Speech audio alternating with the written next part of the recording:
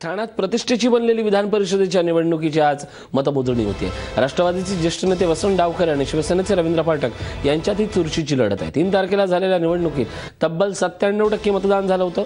आतापर्यंत वसंत डावखरेंना सर्वच पक्षांचा पाठिंबा मिळत होता, पण यंदा शिवसेनेनं रवींद्र फाटक यांच्या रूपानं तगडा प्रतिस्पर्धी दिला आहे। त्यामुळे आज काय निकाल लागतोय याकडेच सगळ्यांचं लक्ष लागलंय।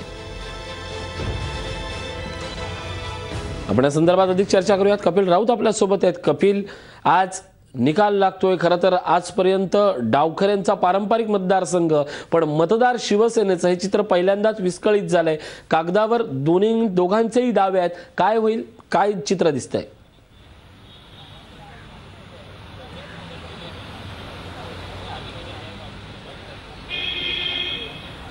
ऋषी, सर्वात प्रथम तर मतमोजणीला सुरुवात झालेली आहे। तू बघू शकतो माझ्या मागे का एका पोलिसांचा आणि मतमोजणीला काही वेळ काळापूर्वी सुरुवात झालेली आहे। जवळपास 1057 मतं आहेत।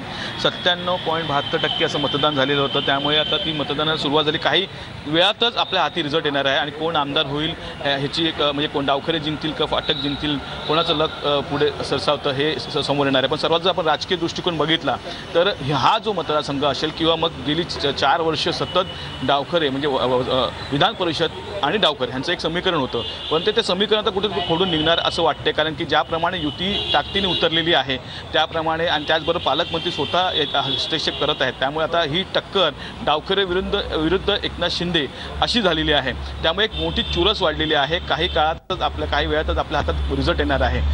एक जर कागदोपत्री आपण आकडेवारी बघितली तर युतीचं पार्ट जड आहे आणि आघाडीचं पार्ट थोडं कमी वाटते, परंतु शेवटी डावखरे आहे। डावखऱ्यांचे डाव काय आहेत ते कोणालाच कळत नाही, ते शेवटच्या क्षणाला सर्वांच्या समोर येतील। त्यामुळे एक एक्सपिरियन्स पर्सन्स आणि एक युतीची ताकद अशी ही लढाई आहे।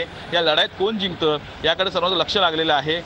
एकंदरीत जर डावखऱ्यांचा विजय होतो तर ही एक इतिहास असेल। 5व्यांदा हा त्यांचा विजय असेल। 5व्यांदा ते ह्या सीटवर विराजमान होणार आहेत आणि जर फाटकांचं जर फाटक उघडतं तर त्यांचं एक स्वप्न आहे गेली अनेक वर्षापासून ते साकार होणार आहे। त्यामुळे आता नक्कीच एक तगडा उमेदवार आणि तगडी मतसंख्या अशा प्रचंड घमासान युद्धात आजचा निकाल आपल्या समोर येणार आहे। धन्यवाद कपिल या सगळ्या माहितीबद्दल।